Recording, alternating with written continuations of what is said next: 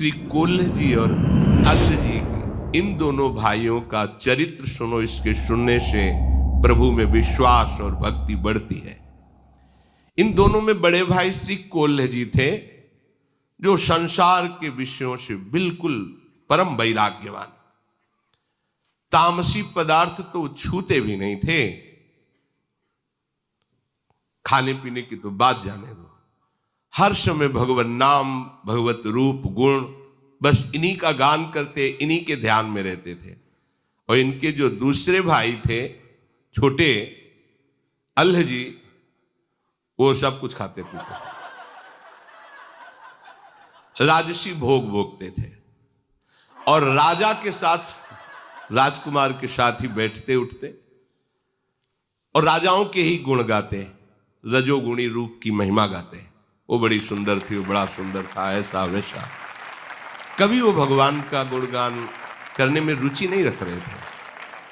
पर खास बात थी कि वो बड़े भाई का बहुत आदर करते थे। जो भक्त थे बड़े भाई, उनका वो आदर करते थे।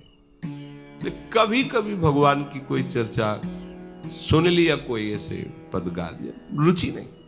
रुचि तो राजाओं के रूप गुण का गान करना, उनके भोग विलास में, वैसे ही सब खाते जो नहीं खाना चाहिए। पर खास बात क्या हुई, बोले बड़े के अधीन रहे, उनके सामने जाते ही नम्र रहते। ईश्वर और अपने बड़े भाई भक्त में कोई अंतर उनकी दृष्टि में नहीं था, इतना आदर करते थे। ये बहुत बड़ी बात हो गई। उनके सामने जितनी देर रहते बहुत दैन्य रहते, बिल्कुल मानो एकदम साधु। बाद में तो सब रजोगुणी। बड़ा भाई देख करके अंदर से बड़ा दुखी होता कि सामने तो बहुत दैन्यता करता है, पीछे ये सब मनमानी आचरण करता है। क्या करें, इसको ले चलें एक बार भगवान के सामने, इसको ले चलें, शायद इसकी बुद्धि बदले। चलो द्वारिकापुरी, द्वारिकाधीश के दर्शन करो, उनको साष्टांग प्रणाम करो, तुम्हारा मंगल होगा। क्योंकि श्री कृष्ण को एक बार साष्टांग प्रणाम करने वाले का जो सौभाग्य उदय होता है, वो बड़े बड़े यज्ञों के करने वाले का भी नहीं होता। चलो प्रभु श्री कृष्ण द्वारिकाधीश के चरणों में साष्टांग प्रणाम करो चल करके। अल्ल जी तो कोल्ह जी को ईश्वर की तरह मानते थे, जो आज्ञा उनके साथ चल दीजिए। द्वारिकापुरी पहुंचे, प्रभु के सामने, द्वारिकाधीश के सामने एक विलक्षण घटना घटी, जिसे कान लगाकर सुनिए। क्यों कह रहे कान लगाकर? क्योंकि इससे तुम्हारा विश्वास बढ़ जाएगा, इससे तुम्हारी भक्ति बढ़ेगी, तुम्हें समझ में आएगा कि हमारे प्रभु की भक्ति कितनी सामर्थ्यशाली है। कोल्ह जी ने सुंदर पद प्रभु को सुनाया। अल्ल जी हाथ जोड़े चुपचाप खड़े हुए हैं। भगवान को जो बहुत प्रिय बात है वो ये है कि भक्त चरण धरि भाव तरत भवसिंधु अगाध। अगर भक्तों के चरणों में भाव आ जाए तो तरने में देर नहीं लगती है। और भक्त के चरणों में भाव रखने वाला दैन्य होता है। ये दो विशेष लक्षण अल्ह जी में है, जो यद्यप कुमार्गामी आचरण कर रहे हैं, पर ये दो बात है। भक्त भाई को भगवान के समान मानते हैं और अपने को बहुत नीच मानते हैं। मैं बहुत नीच हूं, इसलिए दैन्य है। श्री कोल्ह जी ने पद सुनाया। द्वारिका के नाथ, सब नाथन के नाथ प्रभु, देवन के दिव्य देव संकट सहाय हैं। ब्रह्मा शिव देव दैत्य दानो अरु मानवादि, सब ही के रचैया और सब में समाये हैं।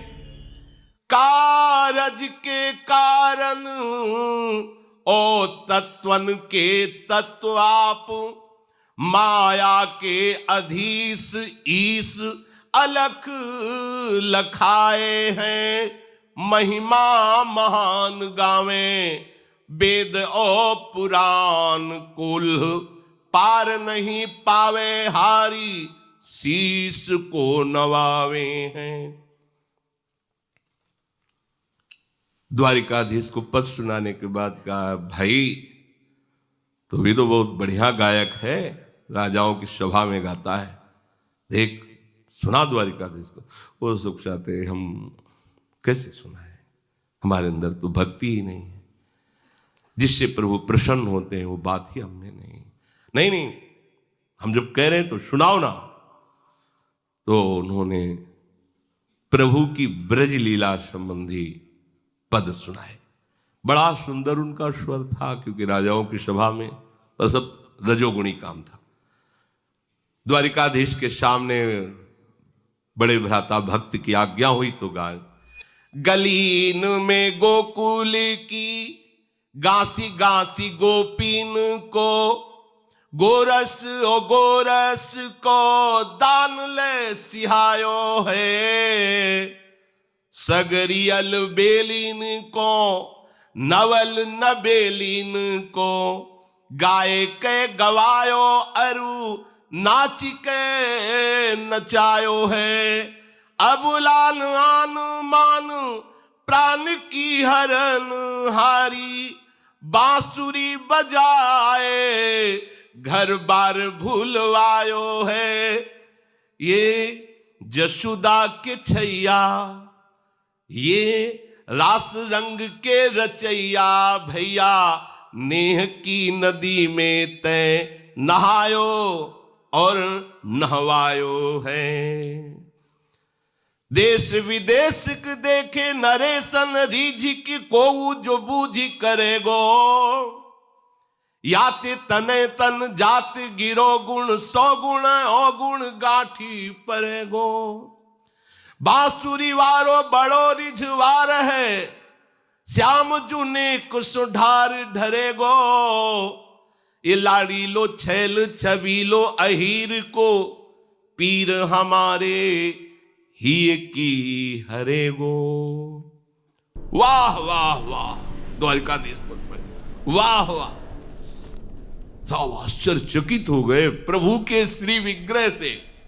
साक्षात द्वारिकाधीश बोल पड़े, वाह वाह, ब्रज की लीला। प्रभु चित्त चोर के भी चित्त को चुराने। महामहिम श्री जगन्नाथ जी का जो आप रूप देख रहे हैं, ब्रज लीला श्रवण का परिणाम है।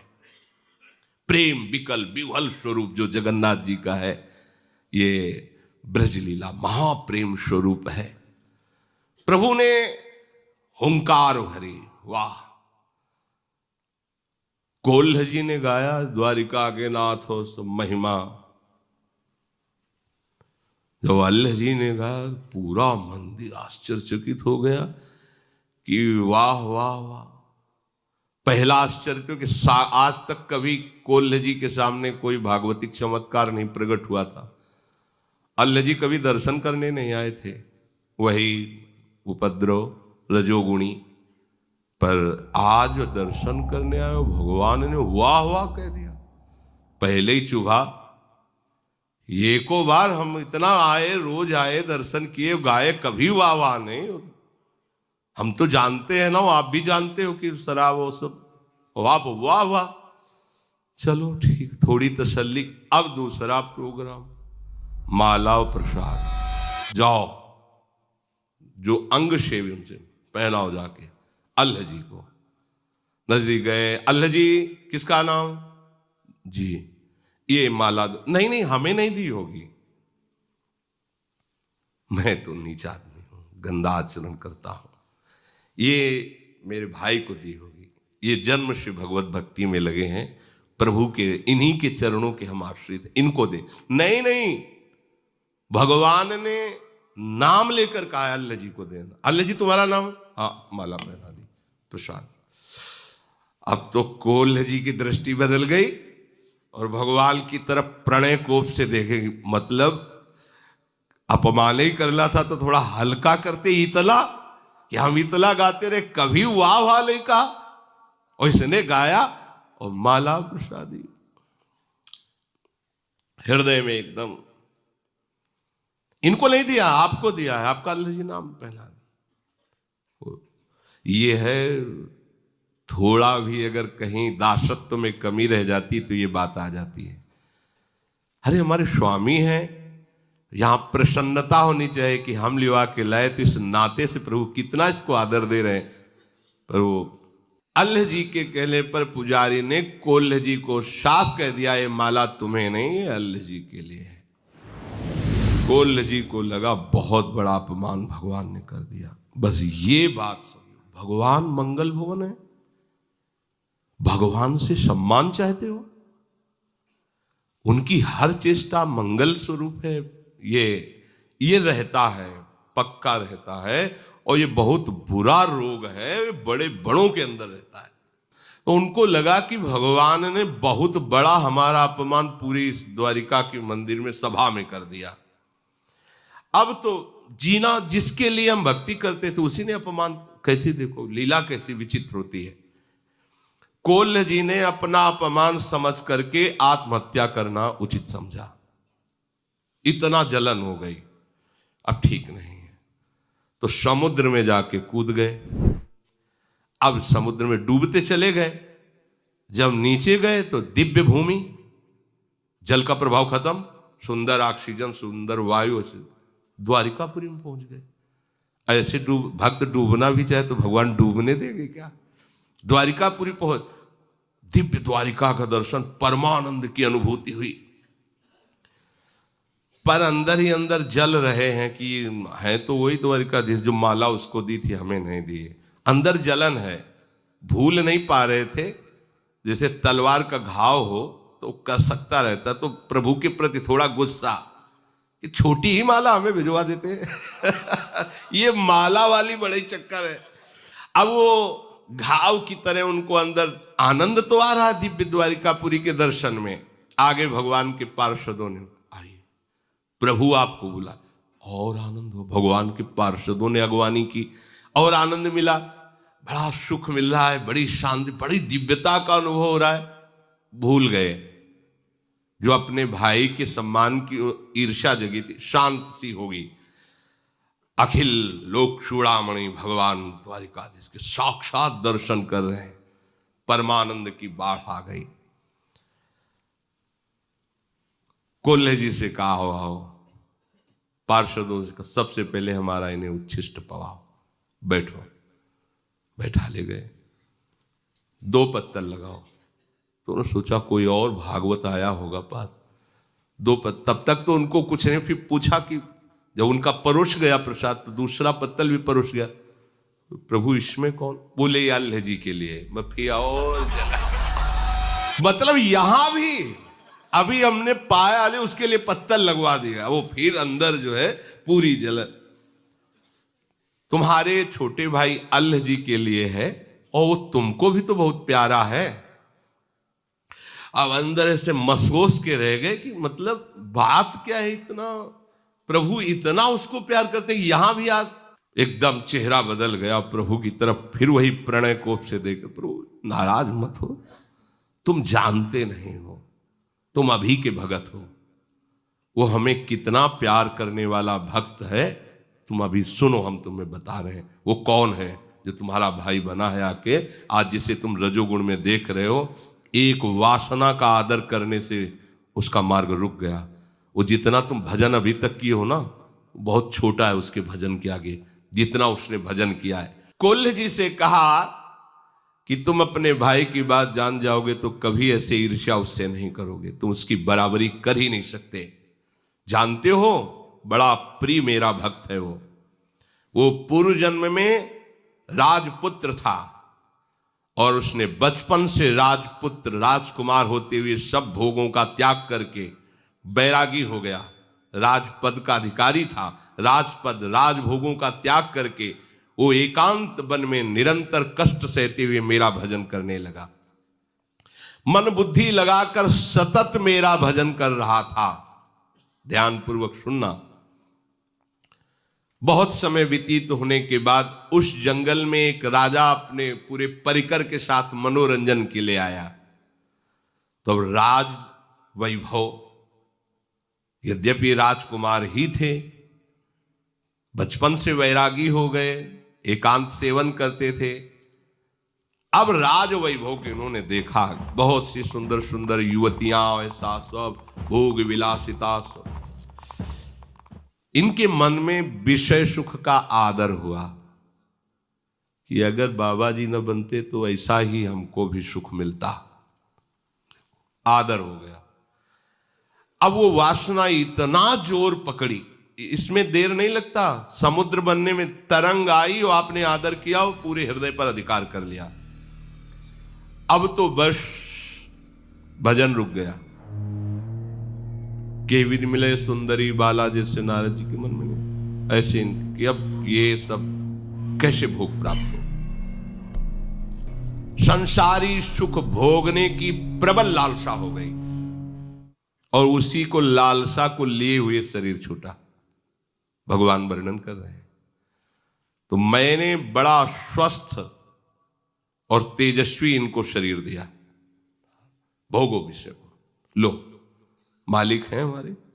तुम्हारा मन हुआ, तुम्हारी वासना जागृत हुई और राजा के राजकुमार से मित्रता कराई और जन्म दिया ऐसे महाभागवत के घर में। कोल्ह जी के भाई बने आगे। देखो कैसा विधान, कैसा कवच है भक्ति का, वासना है तो संग राजकुमार का। वैसे ही जो भोग देखे थे वही भोग राजकुमार के साथ खूब भोगो, खाओ पियो दुनिया का। अब भक्त का संग और वासना, देखो भगवान कैसा यही संयोग होता है। अब भक्त के संग ने उस वासना से खींचा है, जीवन असार चलना द्वारिकाधीश। सामने गए और जहां से रुका था साधन वही जागृत हो गया। केवल तो प्रभु का स्वभाव सूरदास जी वर्णन करते हैं कि विमुख भये निमिषहु न अकृपा, जब चितये तब ऐसे। प्रभु बीच वाली बात नहीं देखते कि हमको छोड़कर विषयों में, यही तो अगर वो ऐसा देखें तो अपने लोग तो कभी आगे ही नहीं बढ़ सकते, भगवत मार्ग में चल ही नहीं सकते। भगवान ने बताया कि तुम्हारा अभी तो बहुत छोटा भजन है, इसका भजन देखो। पर एक वासना का आदर करने के कारण उसकी ये गति हुई कि उसको ऐसा संयोग मिला। श्री भगवान ने कहा वो पूर्णता में ही था, पर ये वासना केवल आ गई, इसलिए वासना का दृश्य दिखा दिया इस जन्म में। अब वो फिर पूर्ण हो गया। भजन का एक बात है कि वो बढ़ता है, जैसे भगवान का रूप बढ़ता है, भगवान की महिमा, ऐसे भजन है। वो वासना तो मिली ही और जो भजन स्टॉक में था वो बढ़ा और सीधे भगवत प्राप्त बना दिया। अभी अभी पद गाया, सीधे भागवतिक संपर्क और तन्मयता, एक भी विषय चिंतन नहीं है उनके हृदय में। जो भोगा उसकी कोई भी पुनरावृत्ति संस्कार नहीं, ये खास बात होती है। और भगवान ने कहा देखो तुम इस जन्म में भक्ति कर रहे हो, पर कैसी तुम्हारी भक्ति रंग लाई है कि तुम्हारे ही आश्रित, तुम्हारे ही भाई का आदर होने पर तुम्हारे अंदर कितनी जलन है। तुम प्राण त्यागने के लिए और वो तुम्हें अब भी कितना प्यार कर रहा है। जिस दिन तुम समुद्र में कूदे उसी समय समुद्र में कूदना चाहते थे, लोगों ने पकड़ लिया, आज भी उन्होंने अन्न जल नहीं पाया, प्राण त्यागने के लिए तैयार है आपके लिए। और आप कितनी ईर्ष्या से युक्त है। आप सोचिए आप किस कोट के भक्त हैं। ये प्रसाद लो और जाओ प्रसाद। तुम्हारे वियोग में तुम्हारे छोटे भाई ने अन्न जल त्याग दिया है, तुम्हारे वियोग में वो प्राण त्याग देगा अगर तुम नहीं पहुंचे। शीघ्र जाओ, भगवान जी ने वो प्रसाद दिए, जाओ उनको देना। और प्रभु की वो शंख चक्र के छाप लेकर के आए। अब वो जो अपमानजनित दुख था क्षण में नष्ट हो गया, क्योंकि अज्ञान के कारण था। अपने भाई पर अपार प्रेम हुआ। अल्ल जी ने जब सुना कि कोल्ह जी को द्वारिकाधीश के दर्शन हुए तो भूमि पर लेटकर उनको प्रणाम करके उनका स्वागत किया। दोनों भाई आंखों में आंसू भरकर मिले, भगवत प्रसाद पाया और वहीं से आजीवन के लिए दोनों वनवासी होकर भगवत प्राप्त हुए। देखो वासना का आदर करने से इतना विघ्न पड़ा पर नाश नहीं हुआ, पतन नहीं हुआ, फिर वही बैरागी बने और भजन की पूर्ति हो। तो आप ही जो भजन कर रहे हैं ना, एक एक मिनट प्रभु देख रहे हैं।